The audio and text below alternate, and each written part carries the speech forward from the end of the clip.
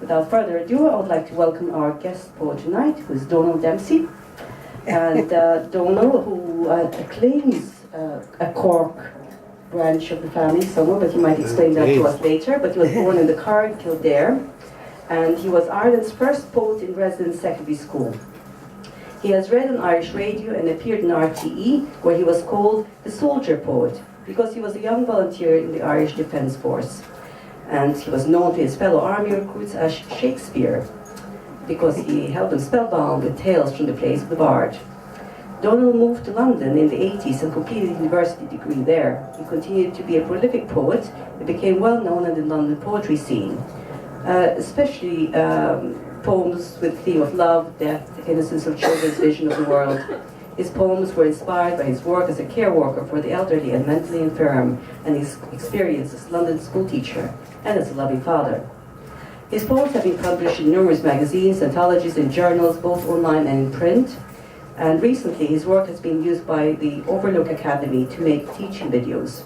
In 2012, 2013, Dempsey and Wendell published 2 collections of his poems, Sifting Sound into Shape and Being Dragged Across the Carpet by the Cat. And I can almost feel that. His most recent collection, The Smell of Purple, was launched in the Delhi International Poetry Festival, where he was invited to feature. Donall hosts successful monthly performance poetry nights in Guildford, Surrey, in the UK, where he now lives. He is well known as an inspiring and prolific poet and teacher of poetry. So please welcome Dónall Dempsey.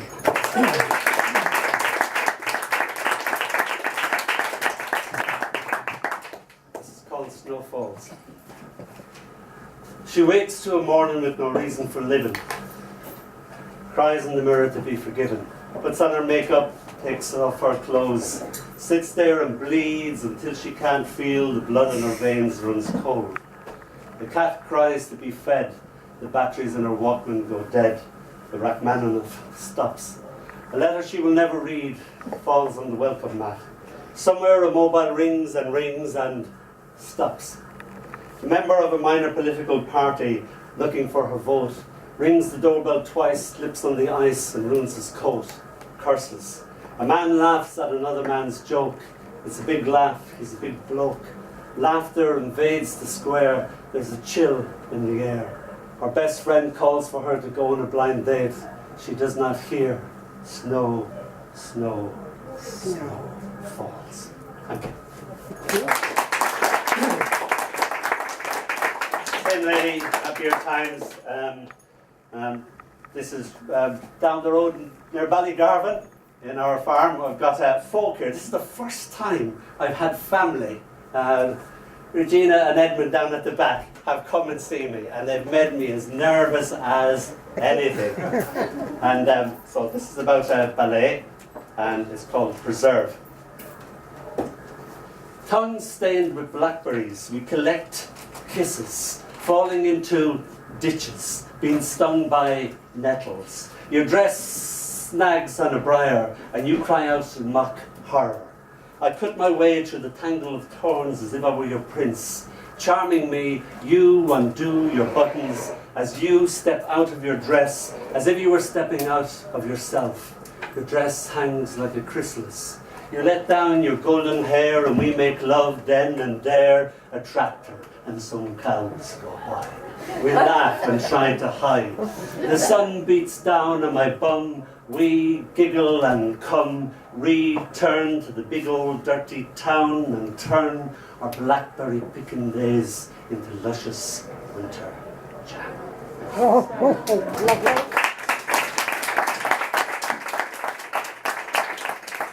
This is called Crazy Loneliness hijacks memory of a beautiful girl. Crazy loneliness hijacks memory of a beautiful girl. Last night I missed you so much that I made love to your nightdress passionately. Now your nightdress hides from me, slinks under pillows and covers, avoids my eyes. I can't take another night without you. Your nightie can't take another night with me. I am holding your dresses hostage, threatening them with kisses, caresses, if they make one false move. Your other clothes tremble in the wardrobe. Come back to me.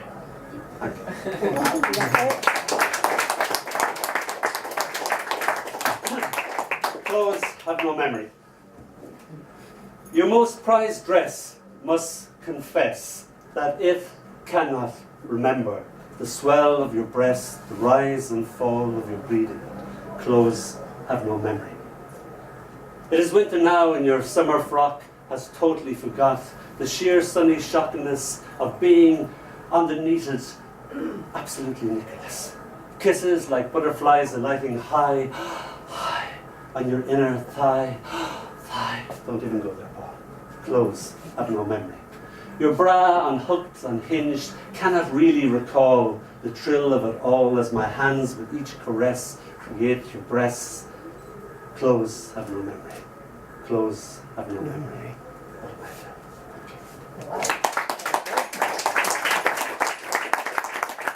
This is called Apple of My Eye. Although I loved you more and more, you were rotten to the core. I don't love you anymore.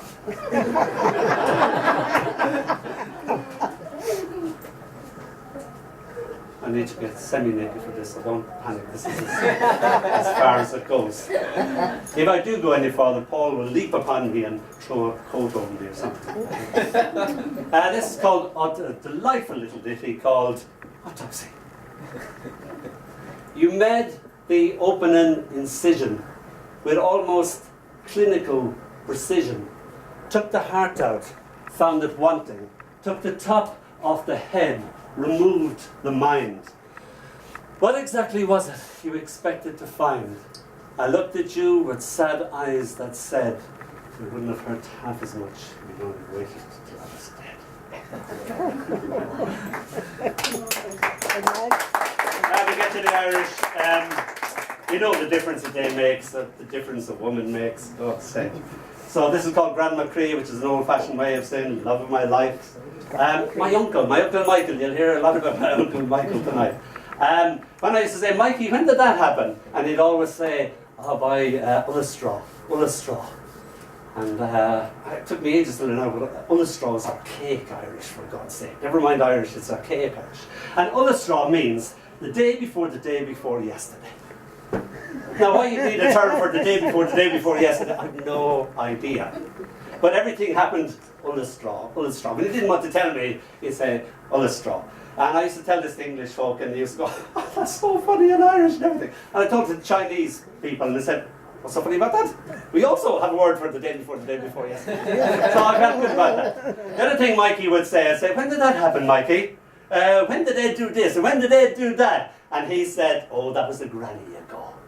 So he'd use people as a clock, and that was the clock I was used to. My granny, my uncles, everything like that. So this is called Grandma Cree. Have you got any Irish speakers? I'm going to shame myself here. Oh, Jesus. I better not do this, Paul. Pull your cap down over your ears and don't listen to me, all right? Or you can correct me even better. Grandma Cree. Ullastraw the graganistum, achanish the gra gakino. Love of my life. The day before yesterday, your love unknown to me. Now your love everywhere, everything. Thank you. Oh, no. I couldn't believe I had another Irish one, but I can't find it, so. Seeing as the place where we're in, I don't know how many people have this problem. This poem is called, or could equally be called, whatever awkward noise you can get like that. This poem is called, it's haiku by the way, so it won't last long. The house, you with me so far? The house dashes left, then fades and goes right. The drunk keeps perfectly still.